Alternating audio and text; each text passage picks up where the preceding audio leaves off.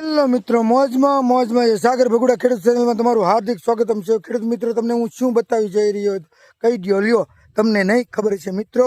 હું તમને બતાવવાનો છું કવો કેમ કે અત્યારે જમીનના લેવલ પ્રમાણે થઈ ગયો છે, એટલે આપણે મોટર શરૂ કરી દેવામાં આવી છે। તમે જોઈ શકો છો કૂવો થોડા જ વારની અંદર જો મોટર શરૂ નહીં કરશું તો કૂવાની બહાર પાણી જતું રહેશે, એટલે સીધું આપણે મોલાતમાં જતું રહે, એટલે પાણી ન જતું રહે એ માટે આપણે મોટર પણ શરૂ કરી દીધી છે।